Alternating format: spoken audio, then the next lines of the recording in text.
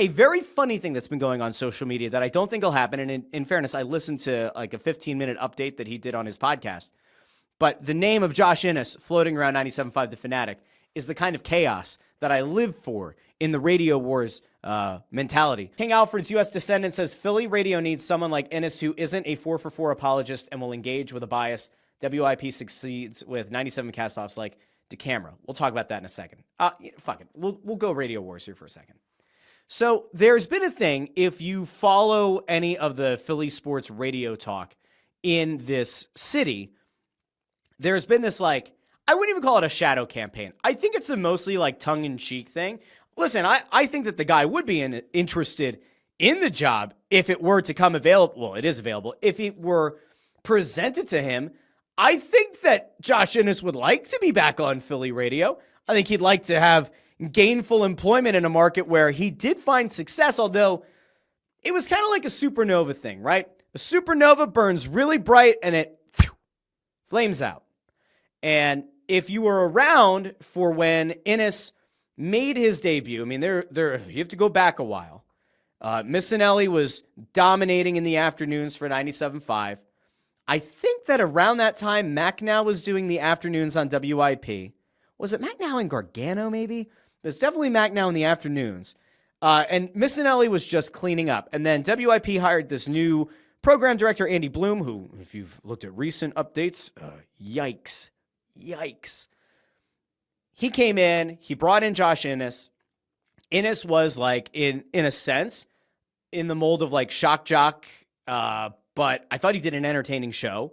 It wasn't all sports all the time, which I found refreshing. Not everybody liked.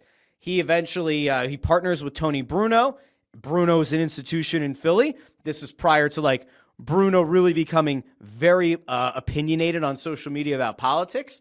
So I would say that he had a very high approval rating just in general among Philly sports radio listeners. And they put together a show that was able, and I almost would call it like the NWO-ization of Philly sports talk radio. But Innes would take shots at Missinelli and call him out by name and make fun of Missinelli's shtick by name and by segment and all of that. And as somebody who was listening to sports talk radio at the time, I loved it. I loved the shots. I loved the idea of somebody taking it to the competition, taking it to the guy who was number one in that time slot and calling him out by name. I thought it was great. I thought it was brilliant promotional tactics. And they won. And I'll never forget the time they sent the Black Roses to Missinelli, and they're Crossing Broad, man. Crossing Broad covered every single element of Innes taking shots at Missinelli, and then eventually I think Missinelli felt like he had to kind of take some shots back. It was a hell of a time. But the problem that Innes ran into is once he got to the top, he didn't know what to do when he was there. It's almost like a dog chasing after a car. Like, what do you do when you catch it? He didn't seem to know. And I bring this up because he put out an update on his podcast last week, or maybe it was earlier this week, where he said that he applied for the 97.5 afternoon job. He doesn't think it's going to amount to anything. The program director is on vacation, and that he just flat out doesn't think that there's any shot in hell that he's even going to get an interview for it. But, encouraged, but not really, but encouraged people to send emails to the program director. And listen, it's a smart way to go about it and trying to kind of do like the grassroots thing. I have no idea if it'll work. I can't imagine it will, but maybe it will. And if he were to come back into Philly and then he kind of does some of the similar playbook and attacks WIP's afternoon show, it'd be interesting. I mean, there was a time when Innes did host a show with Spike Eskin and Hollis, right? Hollis Thomas. And that didn't last very long. I don't know what that relationship is between Josh Innes and WIP or Josh Innes and Spike Eskin. But those two going head to head, I can't imagine that Spike would go at Innes. Would Innes go? I bring this up again because Innes admitted on his show that he kind of lost sight of things and that because the Philly teams were so bad, he kept going back to the Missinelli well too much. And that I guess if he could have done it over or if he ever had the chance to do it over, he just wouldn't do the same thing for as long. It would certainly bring a little bit of intrigue. I told you guys like months ago when Missinelli came back to middays or came back to the Fanatic, and he took over the middays, I said that, like, I still thought Joe Giglio and Hugh Douglas were going to win that slot. I thought that Missinelli would maybe be able to take a little bit of the market share, but your issue is, and I don't want to always do this every time we bring this up, but WIP's morning show is a monster. It is a ratings bonanza, right? Relative to the other competition and relative to their competition on the sports side. They're not number one against Preston and Steve or like a B101 during Christmas, but they're a pretty damn big show and very listened to.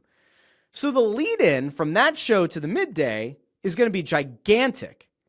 On the flip side, on 97.5, their morning show does not do particularly in astounding numbers in the morning, which means that their lead-in to the midday show just isn't nearly as strong. Which means that, in the case of a Missinelli, you have to go off of your name recognition and hoping that your listeners who are used to finding you in the afternoon are going to listen to you in the midday. And in fairness, there are people who have remained loyal and stick with Missinelli, but they haven't been able to do, or Missinelli hasn't been able to do enough to make people change their habits and make people change from being an avid and loyal listener to WIP. That has not worked. And there is no one right now, in my mind, who can go to 97.5 and fundamentally change anything for that company. There's not a single soul. There is not a person out there right now who would be in any way, shape, or form an upgrade or a ratings bonanza, right, for the Fanatic. I don't see it. There's nobody who's like hitting the free agent market who's going to come in and do damage. Long ago, I mean like 3 years ago, maybe longer, there was a thought out there that maybe Mike Golick would want to come back into Philadelphia. And there was a thought that maybe Mike Golick could have been in talks to do a morning show. But man, like that didn't come to fruition. It didn't happen with the Fanatic. It didn't happen with WIP. And chances are it'll never happen, right? But he was a guy that, like, at least by name recognition and having the national profile, you would have said, if that guy comes to town, it could be interesting. At the very least, it's an interesting possibility. There's nobody out there right now. There's nobody who's a former Philly radio host who could come in and do big numbers. The only person who maybe makes sense would be Innes, because he would certainly cause mayhem in the afternoons. But can you imagine the crossover, the handover from the middays to the afternoons, Missinelli having to hand off and promote Josh Innes' afternoon show? Oh, I can't imagine that. Now, it could be really fun. And if you like to watch the station on YouTube, having a camera in there might be a lot of fun. I just don't see it happening.